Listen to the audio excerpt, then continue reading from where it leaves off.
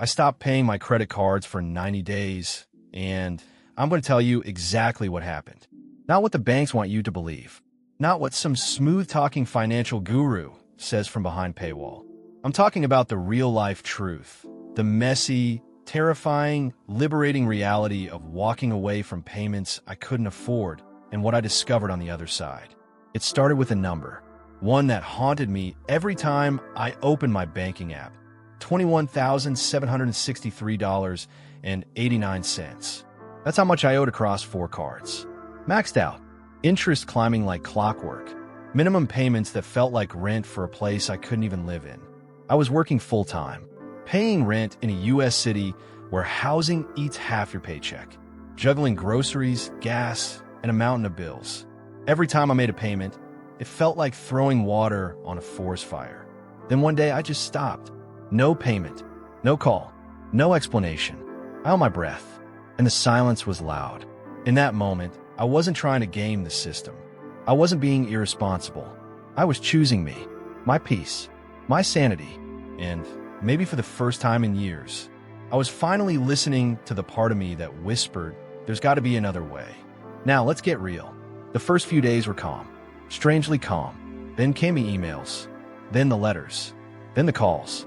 At first, 1 a day, then 3, then 7. Robo-voices, unknown numbers from Ohio, Utah, New York.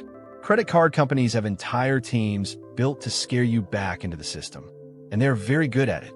You're putting your credit score at risk. This will be reported to collections. Your account is now past due. The fear is designed to paralyze you. But here's what no one tells you. You still have more power than you think. During those 90 days, I learned more about credit cards, debt, and the U.S. financial system than I had in my entire adult life. And I'm not saying you should stop paying yours. I'm saying you deserve to know what happens if you do. Because knowledge is leverage. And right now, if you're drowning in credit card debt, leverage is exactly what you need. So here's what really happened. Day 30, my FICO score dropped 41 points. That hurt, but not as much as I thought it would. I realized the credit score wasn't sacred. It was a number created by a system that profits off my stress. Day 45, I got my first hardship offer. Yep, that same credit card company that was calling me 5 times a day, suddenly offering me a settlement. They were willing to reduce my balance if I just picked up the phone. Day 60, I spoke with a credit counselor free of charge. A woman named Linda, based in Michigan, who told me, "You're not alone. Millions of Americans are in the exact same place." She walked me through a debt management plan, a strategy that could cut my interest in half and combine all my cards into one lower monthly payment. Day 75, I started negotiating, not with fear, with facts. I told them what I could afford, not what they wanted, but what was realistic. And you know what? They listened. They want something over nothing. Day 90, I was no longer ashamed. I was in control. My credit wasn't perfect, but neither is the economy. And guess what? Credit recovers. But your peace? That's priceless. Let me drop a fact most people don't know. The average American household with credit card debt carries over $7,000 in revolving balances. And over 60% of U.S. adults live paycheck to paycheck. That's not a personal failure. That's a rigged system. But when you step back, when you stop trying to keep up and start asking real questions, everything changes. If you're still watching, I want you to know this. You're not lazy. You are not stupid. You are not bad with money. You've been playing a game that was never designed for you to win. Credit card companies make billions off late fees, interest, and financial shame. They sell the dream of freedom while locking people in mental chains. But the truth is, you can get out, and it starts by breaking the silence. You ever wonder why it feels like no matter how hard you try, you're always one step behind on your credit cards? Here's the ugly truth. It's not an accident. It's a business model. Credit card companies made over $130 billion last year, not by helping people, but by trapping them. And they do it with 3 weapons: late fees, interest, and something far more dangerous, shame. They count on you being too overwhelmed to fight back. They know you'll keep paying the minimum just to breathe a little longer. They design it that way. You're not undisciplined. You're not bad with money. You're caught in a system that profits when you feel powerless. You miss one payment, boom, $35 late fee. Then interest on top of interest. You try to catch up, but your balance grows faster than your paycheck. But here's what they don't want you to know. You're not just a customer to them. You're an asset class. The average American household carries over $6,000 in credit card debt. Multiply that by 120 million families, and you start to see why they don't want you to win. The system is rigged to reward your struggle, as long as you stay stuck in it. Let this hit. If you only make the minimum payment on $5,000 of debt at 20% interest, it'll take you over 20 years to pay it off, and you'll end up giving them more than $10,000 in interest. You're paying double for something you already can't afford.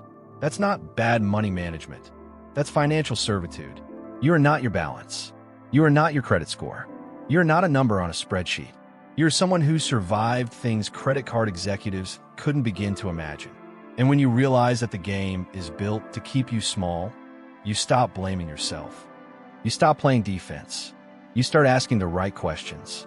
What if you paused the noise and asked, what if I don't owe them anything else? Not my peace, not my dignity, not my future. What if you took control, not through guilt, but through strategy? Because people just like you, same debt, same fears, same paycheck, have broken free. And the only difference between them and where you are right now is one decision. The first step isn't a payment. It's a mindset. You're not a victim. You are the system's biggest threat the moment you wake up. Ask yourself this. If the debt didn't exist, would you be living differently? Would you sleep better? Breathe deeper? Make different choices for your family? Then it's time to reclaim your power. Start by gathering your facts. Write down every balance, every interest rate. Then stop running. Face the numbers, not with fear, but with purpose. Next, explore your options. Debt management, settlement, bankruptcy if it comes to that. These are not dirty words. These are tools. Tools Americans from New York to California are using right now to breathe again. Then talk to someone, a nonprofit credit counselor, a financial coach, even a friend. Debt thrives in darkness, but so does clarity in conversation. And finally, choose you. Choose to build an emergency fund, even if it's just $50 a month. Choose to budget with honesty, not guilt. Choose to unsubscribe from the shame and resubscribe to your freedom. The day I stopped paying my credit cards wasn't the day I gave up. It was the day I woke up. And if you've watched this far, maybe today is your wake-up call. You can stay stuck in a loop, or you can press reset. This video is your permission, your map, your moment. Don't let the fear win. And hey, if this hit you in the gut, if you feel that fire in your chest right now, drop a comment. Share your story. This isn't just a video, it's a movement. A community of people who are done surviving and ready to thrive. You got this. Not because it's easy, but because it's worth it. So, what really happened when I stopped paying my credit cards? I took my life back, and you too can. See you in my next video.